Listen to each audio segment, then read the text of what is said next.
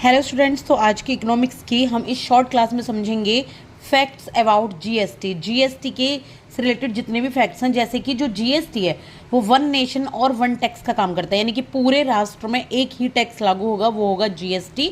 ये indirect tax के रूप में बात की गई है, ना कि डायरेक्ट टैक्स में। डायरेक्ट टैक्सेस आपके अलग हैं, जो कि मैंने प्रीवियस क्लास में पढ़ा दिए हैं। दूसरा जो जीएसटी के ब्रांड एम्बेसडर है वो है अमिताभ बच्चन। फ्रांस पहला नेशन था जिसने 1954 में जीएसटी को अपनाया था। जीएसटी मतलब गुड्स एंड सर्विसेज टैक्स, और याद रखना ये गुड्स और सर्विस दोनों पे ही लगता है।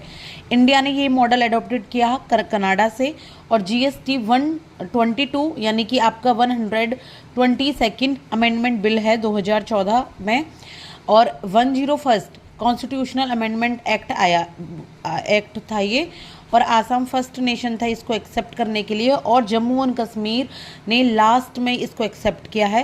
केलकर कमेटी ने रिकमेंडेड किया था जीएसटी को, और जीएसटी इन्फोर्स हुई थी 1 जुलाई 2017 को। कब हुआ था जीएसटी इन्फोर्स, यानी कि हमारे देश में लागू हुई?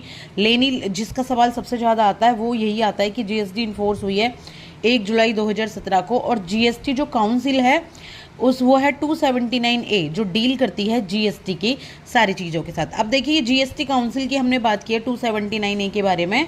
तो इस जीएसटी काउंसिल में दो लोग होते हैं, एक होती है सेंट्रल गवर्नमेंट, एक होती है स्टेट गवर्नमेंट। ठीक है, स्टेट गवर्नमेंट की तरफ से जो फाइनेंस मिनिस्टर हैं और यूनियन मिनिस्टर हैं। यूनियन मिनिस्टर किसके? स्टेट फाइनेंस के। जो स्टेट्स जो हैं तो यूनियन के मिनिस्टर, लेकिन स्टेट फाइनेंसेस को देखते हैं। फाइनेंस मिनिस्टर ही सेंट्रल गवर्नमेंट की तरफ से यहाँ चेयरमैन होती हैं, जीएसटी की चेयरमैन होती हैं।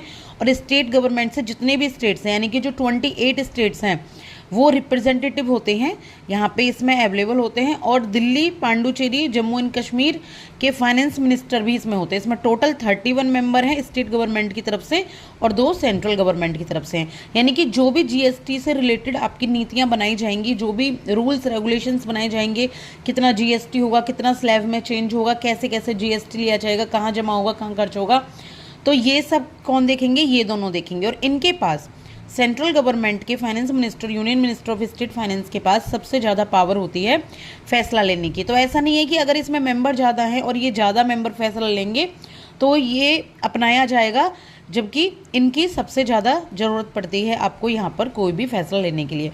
आगे की क्लास में हम देखेंगे फीचर्स ऑफ जीएसटी और कौन जीएसटी को पे कर सकता है। आई होप कि आपको बहुत ही आसान सी क्लास में समझ आया होगा। Thank you so much.